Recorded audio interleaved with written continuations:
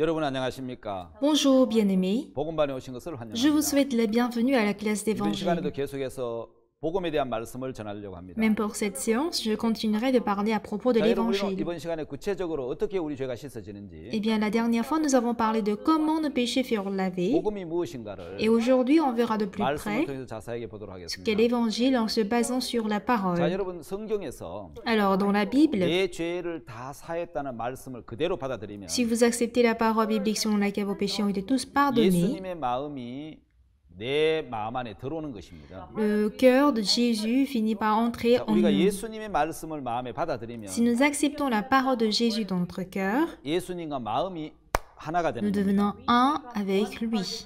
그때부터 예수님의 마음이 내 마음을 이끌어서 주셔서 À partir de ce jour, Jésus dirige mon 악을 cœur 이길 힘을 주시고 et me donne la force pour vaincre le mal. 그때부터 예수님의 마음이 À partir de ce jour, 마귀가 유혹해도 그 유혹을 이길 힘을 주시고 même si le diable me tente, il me donne la force pour vaincre cette tentation. 죄와 어둠을 이길 힘도 주시고 Malgré le péché et les ténèbres qui m'envahissent, 우리 속에 두려움과 슬픔과 고통이 와도 ainsi que la peur, la tristesse et la douleur, 그걸 이길 힘을 하나님이 주신다는 것이죠. Dieu nous donnera la force pour les surmonter. 자, 이번 시간에는 Cette session,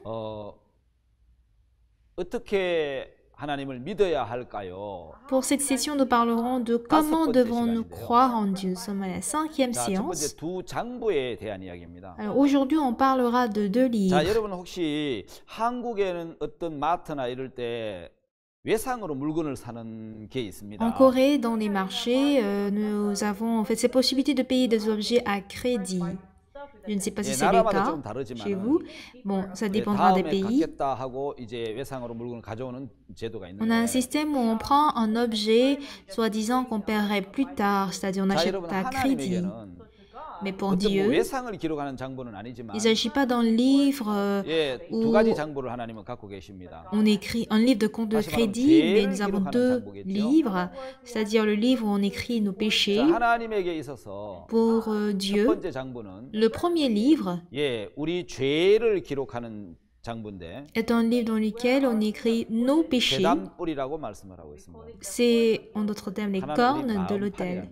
Et l'autre livre, c'est notre 자, 여러분 성경 cœur, 한번 la table de 읽겠습니다. notre cœur. On va lire la Bible 예레미야 17장입니다. dans Jérémie chapitre 17. 예레미야 17장 1절. Jérémie 혹시 chapitre 여러분 17, 성경 verset 갖고 1. 계시면 Si vous avez la Bible, 여러분도 다 한번 찾아보시기를 바랍니다. je vous demande 여러분 de 굉장히 중요한 chercher, 말씀이 기록되어 있습니다. car une parole très importante se trouve 유다의 là. 죄는 금강석끝 철필로 기록되되 그들의 마음판과 그들의 단뿔에 새겨졌거늘. Le péché de Judas est écrit avec un burin de fer, avec une pointe de diamant. Il est gravé sur la table de 자, leur 여러분 cœur et 여기에서 sur les 아주 cornes de 중요한 vos 말씀이 autels. 들어있습니다. Ici se trouve une parole assez importante. 무엇이 기록되어 있습니까? Qu'est-il écrit?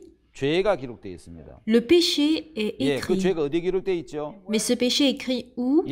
두 군데 기록되어 있죠. Dans deux endroits. 마음판과 Sur la table du cœur 제단뿔에 새겨져 있습니다. et sur les cornes des autels. 여러분 이 죄가 새겨졌다는 것하고 Dire qu'on a gravé 자, le 여러분 péché. 이 앞에 제가 그 구절을 띄워놨는데 On vient de vous montrer 자, en fait 유다의 le 죄는 verset. Le péché de Judas 아주 강한 다이아몬드 끝 철필로 기록이 되어 있습니다. est écrit avec un burin de fer, une pointe de 여러분 diamant 유다라는 것은 très très 대명사를 résistant. 이야기하겠죠. Judas, en fait, 우리 c'est un 모든 nom, 사람들이 죄를 의미합니다. mais cela désigne le 그 péché de 죄는 tous les 기록이 hommes. 됩니다. Donc nos péchés 예, sont 죄를 지은 gravés 그 사람 마음판하고 sur la table de pierre de l'homme qui a 또 그다음에 péché 제단뿔에 기록이 되는데 et aussi sur les cornes des autels. 새겨졌다는 것은 Dire qu'on les a 어떤 gravés 것으로도 지워지지 않는다는 signifie 뜻이고 qu'on ne peut pas les effacer avec quoi que 예, ce soit. 죄를 그냥 말로 지울 수 없지요. On ne peut pas effacer le péché juste 첫째 en 기록이 되어 parole, 있는데 parce qu'en premier 새겨서 c'est 기록이 gravé. 났기 때문에 On l'a gravé, 인간의 어떤 노력이나 du coup, ni par les efforts de 행위로 l'homme, 죄를 지울 수 없다는 거죠. et ni par le zèle de 자, l'homme, on ne peut 여러분 les 죄를 지울 수 effacer. 있는 지우개는 Le seul effaceur capable 오직 d'effacer nos péchés, 피밖에 없습니다. c'est seulement 바로 le sang. 예수 그리스도의 피만이 Que le sang de 우리 죄를 Jésus-Christ 지울 수 있는 지우개입니다. joue le rôle d'effaceur de nos 혹시 여러분 péchés. 이런 찬송 들어보셨습니까? Avez-vous une fois entendu ce chant? 나의 죄를 씻기는 예수의 피밖에 없네. Ce qui lave mes péchés, Ce n'est que le sang de Jésus. 예, 죄를 씻을 수 있는, 지울 수 있는 지우개는 예수 그리스도의 보혈밖에 Le seul 없는 겁니다. effaceur capable de laver nos péchés, ce n'est que le sang de 오직 예수 Jésus-Christ. 그리스도의 보혈만이 Seul le sang de Jésus-Christ 우리 죄를 지워버릴 수 peut 있는 겁니다. effacer nos péchés. 그래서 성경에 Alors dans la Bible, 레위기 17장 dans 11절에는 Lévitique 17, verset 1, 죄가 어떻게 지워지는지를 우리에게 on nous 가르치고 apprend 있습니다. clairement comment effacer nos 하나님 péchés. 왜 죄를 두 군데 Pourquoi Dieu 기록할까요? a-t-il gravé nos péchés dans deux endroits? 하나님 우리 죄를 씻어주고 싶어 Il 하시는 compte 거예요. nous effacer, 그런데 그냥 mais il ne peut 용서해줄 수가 pas nous 없습니다. pardonner juste comme ça. 죄는 반드시 Il 죄값을 faut 갚아야 absolument 됩니다. payer le salaire du péché. 여러분 죄가 Bien 있는데도 que vous avez le 기록된 péché, 곳이 없다면 s'il n'y a nulle part où c'est 예, écrit, 사람들은 자기가 죄를 지은 les 걸 hommes ne sauront 모르겠죠. pas qu'ils ont commis le péché. 하나님 우리가 죄진 걸 Donc, pour 깨우쳐주기 faire 위해서 comprendre aux gens qu'on a commis le péché, il les a gravés sur la table de notre cœur. 아무도 보지 Personne ne 않았지만 l'a vu, 두 mais 군데서 on 보죠. les voit dans deux endroits. 위에 하늘이 보고 D'abord en haut dans le ciel regarde, la terre regarde, Dieu nous regarde et nous les hommes nous regardons. 죄는 두 군데 기록된다는 Même si 사실이에요. personne n'a vu, mais le péché est écrit dans deux endroits. 어릴 때 죄를 지은 Dans 거죠. notre cœur, 아무도 모르게 죄를 même 지은 si 거죠. vous n'avez pas péché, vous avez péché à l'insu de tout le monde, ce péché est écrit dans notre cœur et aussi dans le livre de Dieu. Et il s'agit des cornes de l'autel. 여러분 Ce 피밖에 qui peut laver le péché, ce n'est que le sang, 오직 예수 그리스도 le 보혈. sang de Jésus-Christ. Ce sang peut les laver. 레위기 17장 Dans 11절에 Lévitique 17, verset 1, verset 여러분 11, 굉장히 중요한 il y a une 성경 parole très importante.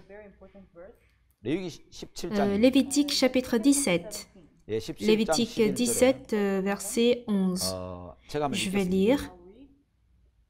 육체의 생명 피에 있습니다. 내가 이 피를 너에게 주어 다른 뿌려 너의 생명을 속하게 하니 생명이 피에 있으므로 피가 죄를 Car 속하니 l'âme de la chair est dans le sang. Je vous l'ai donné sur l'autel afin qu'il servît d'expiation pour vos âmes, car c'est par l'âme que le sang fait l'expiation. 이게 굉장히 중요한 말씀 중에 하나예요. Cette parole est très 이 importante 피를 내가 너에게 주었다고요. parce que c'est parce qu'il nous a donné le sang qui fait l'expiation. 사망은 생명이 L'âme de la 죽음이죠. chair, c'est dans le sang, tandis que pour la mort, c'est... 피가 생명이라는 겁니다. Autrement dit, 다시 말하면 피가 le sang nous donne la vie. 죄를 씻는다는 겁니다. 왜냐하면 죄의 삭은 사망입니다. Le salaire du péché, c'est la mort, 사망은 생명의 et 죽음입니다. la mort, c'est la mort. La vie, c'est le 생명은 sang. 피입니다. Donc, 그래서 si 피가 on 죄값이 paye 되는 겁니다. le sang, on paie le salaire du péché. 하나님이 내가 이 피를 너에게 줬다. Et Dieu dit qu'il nous a donné ce sang, 짐승의 que ce 피든 soit le sang d'un animal, le sang de 이 피를 l'homme. 예수님이 하나님이 주셨다. Il nous a donné ce sang. 예, Il 짐승의 a donné 피를 le sang 주어서 de l'animal qui sera aspergé sur les cornes de l'autel 생명을 위하여 속하게 했다. pour expier nos péchés et nous donner la 예, vie. 죄값을 Et 갚도록 c'est ainsi 했다는 que 거죠. c'est fait pour pardonner nos 그래서 péchés. 생명이 피에 Donc, vu que 있으므로 l'âme est dans le sang, 피가 죄를 속한다는 것입니다. le sang expie nos péchés. 여러분 이해하십니까? Pourriez-vous comprendre? 그래서 여러분 레위기 4장에 속죄의 제사를 드릴 때는 Donc, quand on donne des sacrifices d'expiation de péché dans Lévitique 4, 반드시 제단불에 on doit absolument asperger le 이 sang 피를 이제 발라서 sur les cornes de l'autel 그 죄의 기록을 지웠다는 거죠. afin d'effacer les gravures du péché. 오직 피만이 Seul le sang 죄를 지울 수 있기 때문에 peut laver nos péchés. 예, 그 피가 아니면 Ainsi, si ce n'est ce 죄를 sang, 지울 수가 없습니다. on ne peut 왜냐하면 effacer le 죄는 péché. 여러분 금강석과 철필로 기록이 되어 있습니다. Le péché est écrit avec un burin de fer, avec une pointe de 예, diamant. 금강석 끝 철필로 기록이 되어 있기 때문에 Vu qu'il est écrit avec un burin de fer, avec une pointe de diamant, 여러분 그거는 지워야 되는 거죠. il faut l'effacer. 뭘로 지울 수 있습니까? Mais l'effacer avec quoi? 새겨진 피기 때문에 Parce que c'est gravé. 지울 수 있는 것은 La seule chose qui peut l'effacer, 피로서만 지울 수 있는 겁니다. c'est le sang. 피가 없이는 절대로 Sans le sang, 죄가 지워지지 않는 겁니다. jamais le péché ne peut être 그래서 lavé. 여러분, 죄를 정결케 하는 것은 Alors, chose qui purifie le péché, 피밖에 없는 것입니다. ce n'est que le sang. 자, 여러분 오늘 흠이 없고 점이 없는 Alors, bien-aimés, parlons de l'offrande, sans défaut ni 예, tache. 그 염소, Cet 그 agneau, 짐승의 피가 ce 구약의 sang de 죄를 l'animal, 씻은 것처럼 avait aussi pardonné le péché dans l'Ancien Testament. 그 흠없고 점 없는 어린 양은 L'agneau qui était sans défaut et sans tache 33년 동안 죄 없고 흠 없이 삶을 사신 예수 그리스도를 가르치고 있습니다. désigne Jésus-Christ qui est venu dans ce monde et qui a vécu sans péché pendant 예, 33 여러분, ans. 그 예수 그리스도가 Et ce Jésus-Christ a versé son 우리의 sang 모든 죄를 씻으시는 거죠. et a lavé tous nos 이제 péchés. 그 피로서만 ce n'est que par ce sang, nos péchés peuvent être pardonnés. Alors, si on revoit le contenu d'aujourd'hui, comment le péché peut être pardonné, le péché est gravé dans deux endroits. Nous avons dit que le péché de Judas est écrit sur les cornes de l'autel et plus sur la table de notre cœur. Que représente l'autel? L'autel représente la croix de Jésus-Christ. Le péché qui a été gravé sur les cornes de l'autel doit être lavé par le sang. Les 4 cornes de l'autel représentent la souffrance, la douleur de Jésus à la croix. Donc, le chiffre 4 représente la douleur. Dire qu'on a 4 cornes, c'est-à-dire hommes, femmes, personnes âgées et enfants, quel que soit le niveau de la classe sociale, ça représente tous les hommes. Bien-aimé, Hébreux 9, verset 22 dit, sans effusion de sang, il n'y a pas de pardon. Donc, il faut absolument effuser le sang pour qu'il y ait pardon.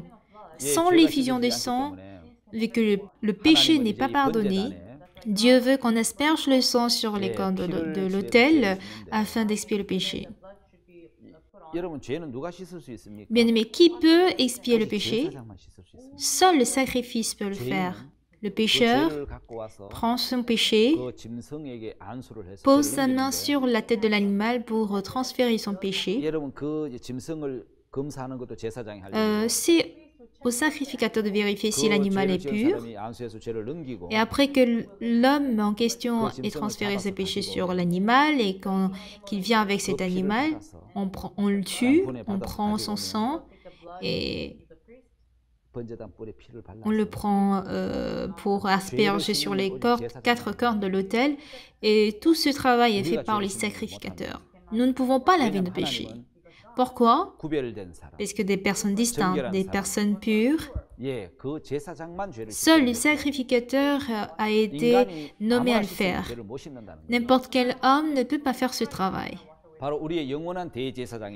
Jésus-Christ, qui est notre éternel, souverain sacrificateur, est capable de pardonner nos péchés. Et voici la chose que Dieu nous montre. Qui peut laver nos péchés? Seulement le sacrificateur.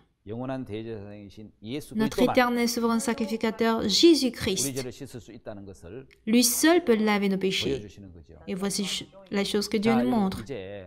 Alors, ici, je voudrais parler du bouc à Azazel. Bon, je ne crois pas que vous en avez entendu parler. Avez-vous entendu parler d'Azazel? Ce mot Azazel apparaît 2 fois dans le livre de Lévitique chapitre 16. Et même après Lévitique chapitre 16, on entend parler de lui 3 fois et 2-3 fois de plus encore ailleurs. Ce n'est pas vraiment un mot qui apparaît dans la Bible. Mais pourquoi doit-on laisser aller le bouc à Azazel? Comment le péché est-il entré dans le monde? Comment le péché est-il entré dans le monde? Lisons Romains chapitre 5, le verset 12. On va essayer de le lire. Romains 5, verset 12.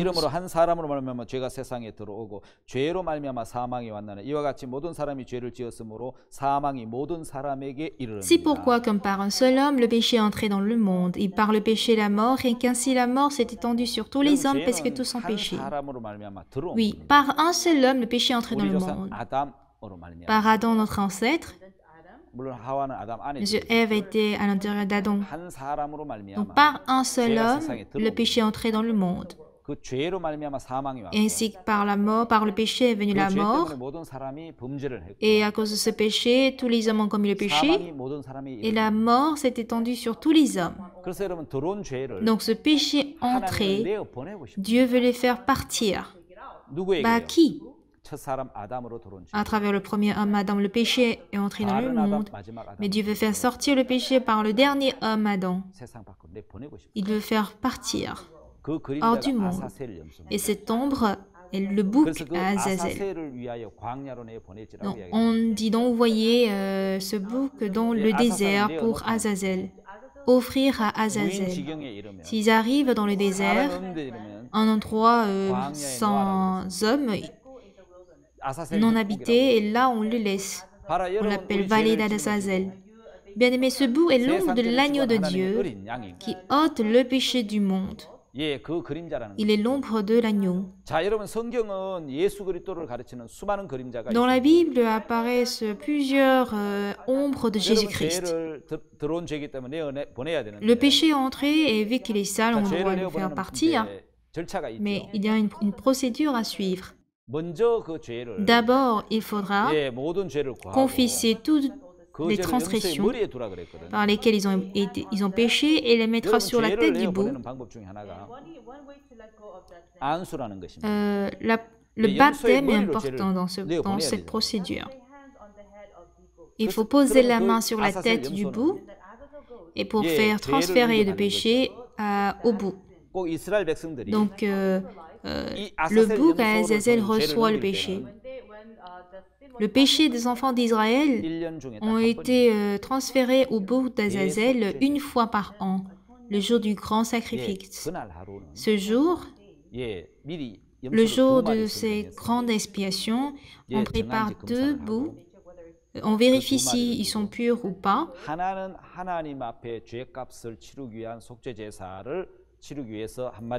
On prépare un bouc en vue de donner en offrande à Dieu et payer le salaire du péché. Et l'autre, c'est pour envoyer à Azazel. Et pour montrer aux enfants d'Israël. Et l'autre pour Dieu. Donc on prépare 2 boucs. On pose la main sur les 2. Et le péché de tous les enfants d'Israël d'une année ont été transférés sur la tête de ce bouc. On tue ce bouc, on prend ce sang pour aller dans le sanctuaire et on expie le péché de toute l'année une fois pour moi. Et ce jour est un jour de grande expiation. Le bouc à Azazel représente l'image de Jésus-Christ qui ôte le péché du monde. Donc après avoir posé la main sur sa tête, on confie à une personne pure pour l'amener dans le désert. On le fait disparaître, on le fait partir. Donc on dit que ce péché, on le fait partir, envoyer. Donc parce que c'est un péché qui est entré, on doit le chasser. Ce bout doit être absolument abandonné. Azazel est donc l'antitype de Jésus-Christ. Il doit absolument être abandonné. L'homme pur envoie ou chasse très loin ce bout. J'ai été une fois en Israël. La vallée d'Azazel est une montagne où la falaise est très droite. Et juste en bas, on trouve une falaise. Si vous tombez de là, vous mourrez ou vous êtes gravement blessé. Donc, arrivé à cette falaise, les gens pourraient, disons, pousser le bouc. Soit la chèvre, le bouc, pardon, tombe pour mourir, ou soit c'est des hyènes ou des animaux sauvages qui viennent le manger. Donc le bouc ne veut pas y aller. Il a marché 1 kilomètre, 2 kilomètres. Il ne veut pas marcher, donc on doit le laisser. Parce qu'il a emporté nos péchés, on doit le laisser partir. Donc Azazel est l'ombre de Jésus-Christ. Nous allons parler un peu de l'imposition des mains et de 2 tabernacles. Qu'est-ce que c'est que l'imposition des mains? Est-ce que vous avez reçu l'imposition des mains? Ou avez-vous imposé quelqu'un? Bon, j'ai aussi imposé ma main aux gens et j'ai été aussi imposé. L'imposition des mains signifie transmettre, transférer. Chose que moi j'ai, maintenant je transfère ce que j'ai à quelqu'un d'autre. Qu'est-ce que cela signifie? Le péché était en nous, mais il faut que nous les transférons. Le péché était en moi, et si l'animal meurt, ça n'a pas de sens. Il faut d'abord que mes péchés soient transférés à l'animal avant que cet animal soit tué. Si vous regardez dans la Bible, on a 4 types de baptême. Le premier, c'est quand un pécheur transfère le péché. Il impose sa main sur l'animal pour faire transmettre le péché. Deuxièmement, quand on veut ordonner un roi ou un sacrificateur, on impose la main sur sa tête. De même, lors de baptême, on impose la main. Aussi, quand on veut prier pour les malades ou on veut bénir quelqu'un, on impose la main sur la tête. Mais l'imposition des mains dont parle dans la Bible, il s'agit d'imposition des mains pour transférer le péché. Ainsi, dans Lévitique chapitre 4, on nous parle de l'expiation des péchés. Et pour l'expiation des péchés, on a absolument besoin de l'imposition des mains. Donc, on est imposé la main. On va chercher. Si vous regardez dans Lévitique 4, on voit la scène où on impose la main. Donc, toutes les impositions de main qui apparaissent dans le sacrifice d'expiation de péché, au verset 29, il posera sa main sur la tête de la victime expiatoire. Oui, Lévitique 4, verset 33. Il posera sa main sur la tête de la victime. Chapitre 4, verset 24 aussi. Il posera sa main sur la tête du bouc. Oui, dans tout sacrifice d'expiation, on a absolument besoin d'imposition des mains. Pour payer le salaire du péché, parce qu'on doit transférer d'abord le péché, il faut imposer les mains. Pour faire transférer le péché, on doit imposer les mains. Nous avons aussi le tabernacle, et c'est un tabernacle qui me permet en fait de se déplacer. Ici, nous avons la colonne de nuages. Et quand un pécheur compte rencontrer Dieu, il doit absolument venir avec un holocauste pour avoir le pardon des péchés. Et pour être pardonné des péchés, vu que le péché est en moi, il faut que je transfère ce péché. Et le moyen par lequel je transfère le péché, c'est de faire venir une chèvre ou un bouc, le montrer au sacrificateur. Il doit être pur, il doit être propre, il doit être un animal pur, sans défaut. Et quand le sacrificateur dit « OK », que c'est bon, il peut imposer sa main sur l'animal et il pose sa tête sur l'animal pour transférer le péché. Et Dieu fait transférer le péché et une fois que le péché est transféré, l'animal meurt pour le payer le salaire du péché. Ainsi, on pose la main sur la tête du bouc. Et le pécheur qui est venu avec la chèvre pose absolument sa main sur la tête de l'Holocauste. Il doit absolument poser la main. Poser la main pour que le péché soit transféré. Et une fois que le péché est transféré, on peut tuer l'animal.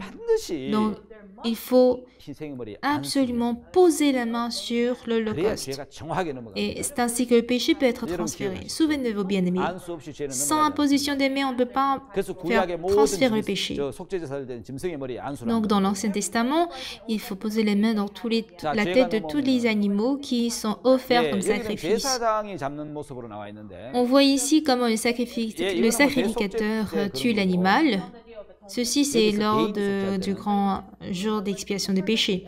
Mais quand il s'agit du péché individuel, chacun tue l'animal. Il voit l'animal mourir, couler le sang. Il sait à quel point le jugement vis-à-vis du péché est grave. Il prend ce sang Et il faut qu'il le donne au sacrificateur. Et l'expiation du péché en soi est faite seulement par le sacrificateur. Ça signifie que seul Jésus est capable de laver nos péchés. C'est ce que ça nous montre. Le sacrificateur à présent prend ce sang et l'asperge sur les cornes de l'autel. Parce que nos péchés ont été gravés. Le sang peut laver le péché par le sacrificateur. Seul le sang peut effacer le péché. Seul le sang peut laver le péché. Chose qui peut laver nos péchés, il n'y a que le sang. Donc le sacrificateur doit absolument tuer l'animal une fois que le pécheur pose sa main sur l'animal. On égorge l'animal et on a le sang. On prend son sang dans un bol pour donner au sacrificateur. Et le sacrificateur prend ce sang, l'asperge sur les cornes de l'autel. Ainsi, ce sang couvre tout le péché. Et Dieu dit, « Ah, le sang a été aspergé. Le péché est donc payé et Dieu nous pardonne. » Mais le péché est pardonné dans un livre. Qu'en est-il de l'autre? Dans notre cœur. Comment laver dans notre cœur? Faut-il donc boire un verre de sang de l'animal? Ben non. Que faut-il faire? Quand on voit le sang de l'animal et qu'il est mort, quand on vérifie sa mort et qu'on ait vu le sacrificateur asperger le sang sur l'autel, le sacrificateur dit tes péchés sont expiés. Ah, mes péchés sont expiés. Si je l'accepte dans le cœur, le péché qui était dans mon cœur aussi sont effacés. En réalité, il faut payer le salaire du péché pour que le péché disparaisse. Et tandis que le péché du cœur disparaisse que par la foi. Ah, mes péchés sont donc effacés. Donc, le pardon de péché a absolument des processus. Il ne faudrait pas aller se demander pardon pour payer toi-même le salaire de tes péchés pour effacer tes péchés. Non, il faut suivre la loi, payer le salaire du péché. Et quand on suit ces étapes, on peut avoir le pardon de péché. Je vais vous montrer une vidéo. Il s'agit du sacrifice de péché, du salut. This man is you and I, the sinner. He brings the innocent lamb, a picture of our Lord Jesus Christ. This is what they do in the Old Testament. He brings it to the priest. The priest represents God's eyes. And God's eyes, that is thrice holy, examines not us, but our lamb. It's not a question of how good you are. It's a question of how good your lamb is. It's obvious why you are there. You have sinned. So he checks out, the lamb is good. You and I place our hands upon the lamb. It's like when you trust in Christ, you place your hands on him at the cross. All your sins goes into the lamb. That's what happened at the cross. And at the cross, all of Christ's holiness and righteousness goes into you. Amen. And the priest hands you the knife and you kill the lamb. It's our sins that put Jesus at the cross. So that we always remember that. Amen. The lamb dies in our place. The innocent lamb dies under the fires of judgment. But you walk away with the favor of God, the blessings of God, with the promises of God. Amen. Hallelujah. You have something you never had before when you came. C'est à travers ce processus, cette procédure-là, que nos péchés sont lavés dans l'Ancien Testament. Alors dans l'Ancien Testament, c'est le sang de l'animal. On pose nos mains sur l'animal, on le tue, on prend son sang pour l'asperger sur les cornes de l'autel. C'est ainsi que le péché était pardonné. Ce fut ainsi dans l'Ancien Testament, mais dans le Nouveau Testament, Jésus-Christ vint sur la terre comme l'agneau de Dieu. Il a effacé nos péchés et nous verrons comment, par quelle étape, il a pardonné nos péchés. Merci beaucoup. À tout à l'heure.